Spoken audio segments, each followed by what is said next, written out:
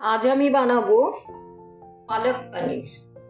তার জন্য এখানে গরম জলে সামান্য পালং শাকগুলো ব্লাঞ্চ করে নিলাম, দিয়ে পাশেই রেখেছি আমি বরফ গোলা জল, একদম ঠান্ডা। এতে দেওয়ার এটাই কারণ যাতে আমার এই গ্রিন কালারটা পালং শাকে খুব ভালো থাকে, যাতে নষ্ট না হয়। তাই আমি এটা এখান থেকে গরম জল থেকে তুলে আমি এই বরফ গোলা জলে দিয়ে দিচ্ছি। এরপর এটা আমি পেস্ট করব। এইভাবে আমি গ্রাইন্ডারে পালং শাকটা পেস্ট করে নিয়েছি। পনিরগুলোতে একটু নুন ছিটিয়ে নিলাম, অল্প করে নুন দিয়ে নিলাম। এখানে কোনো হলুদ ইউজ করব না। কড়াইয়ে তেল গরম হয়ে গেছে, সামান্যই তেল দিয়েছি। এবার আমি পনিরগুলো ছেড়ে দিলাম, সব হালকা করে ভেজে দিই।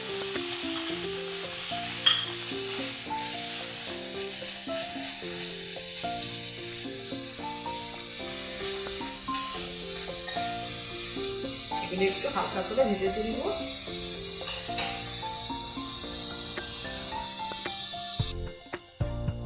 এই আমি একবার উল্টে পাল্টে দিচ্ছি, খুব কড়া করে কিন্তু ভাজবো। এই একটু হালকা রং এলেই, একটু গোল্ডেন গোল্ডেন সামান্য রং এলেই আমি এটা তুলে দেব।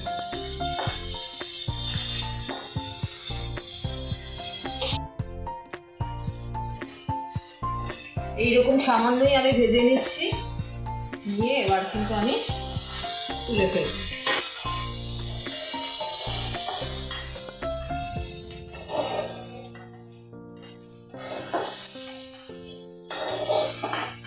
এবার আমি তুলে ফেললাম।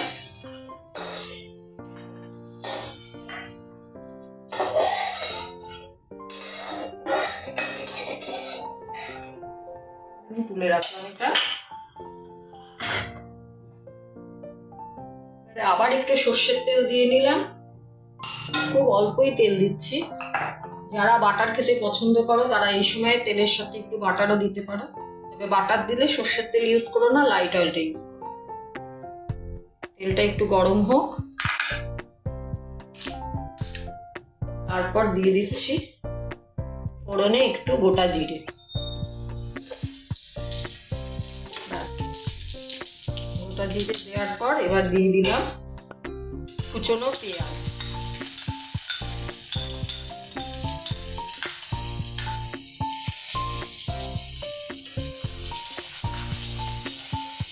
পেঁয়াজটা একটু ভাজা ভাজা হবে, তারপর আমি একে একে মশলাগুলো দিতে থাকবো।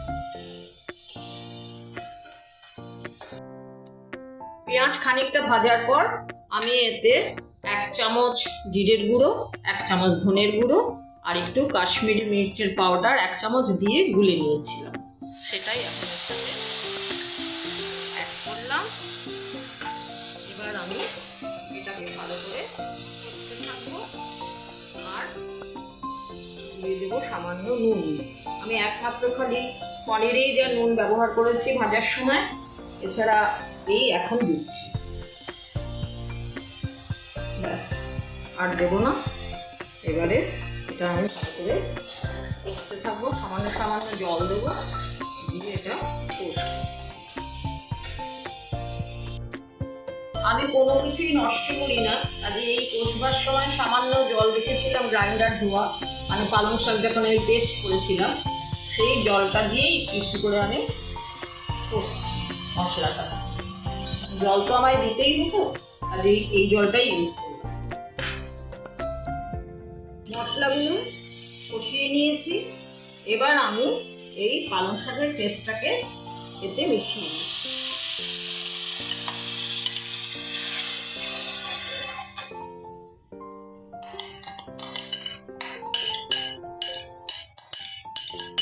এবার কিন্তু এইভাবে আবার আমি খানিকক্ষণ কষতে থাকবো,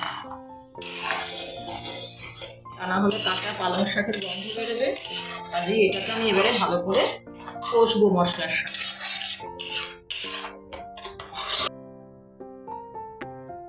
বেশ খানিকক্ষণ কষানো হয়ে গেছে। মাছে আমি 2-4 বার নাড়াচাড়া দিয়ে নিয়েছি। আবার এখন একটু ঢাকনা তুলে নেড়ে চেড়ে এই অবস্থায় এসছে। এবার আমি পনিরগুলো সমস্ত এখানে দিয়ে দিলাম। এবার পনির দিয়েও কিন্তু আমি খানিকক্ষণ এটাকে সমানে কষিয়ে নেব। এবার হতে থাকুক, আবার আমি ঢাকা দিয়ে রাখছি। আবার দেখি কিরকম অবস্থা এলো। এই যে এইভাবে এই অবস্থায় আছে। এবার আমি দিয়ে দেবো একটু চিনি, এই 1 চামচ, ছোট চামচ যদিও, একদম 2 চামচ এই দিলাম চিনি। আর দেব ভাজা মশলা, এই দিলাম একটু ভাজা মশলার গুঁড়ো। ভাজা মশলাতে আছে ধনে, জিরে আর মৌরি শুকনো খোলায় আমি গুঁড়ো করে ভেজে নিয়ে গুঁড়ো করে। আর একটু দিচ্ছি গরম মশলা। গরম মশলাটা যদি বাড়িতে গুঁড়ো করে নিতে পারো তাহলে সব থেকে ভালো, কিন্তু আমি তো এখন মেয়ের কাছে আছি, ওরা এটাই ইউজ করে প্যাকেটের, সেই জন্য এটাই দিলাম। তো বাড়িতে করলে তার গন্ধ আরো ভালো হবে।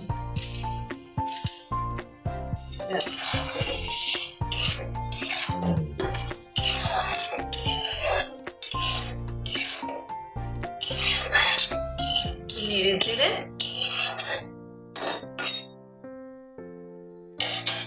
এবার একটু স্ট্যান্ডিং টাইম দেবো। এইভাবেই থাকবে। আমি অফ করে দিলাম। এবার ঢাকা দিয়ে খানিকক্ষণ স্ট্যান্ডিং টাইমে রেখে দিচ্ছি। এইভাবেই তৈরি করলাম আমি পালক পানির। তোমরা যারা ক্রিম পছন্দ করো তারা এরপরে ক্রিমটা একটু ছড়িয়ে নিতে পারো। আমি যদিও এখানে কোনো ক্রিম ইউজ করলাম না, কিন্তু এভাবে করলেও যথেষ্ট ভালো খেতে হবে।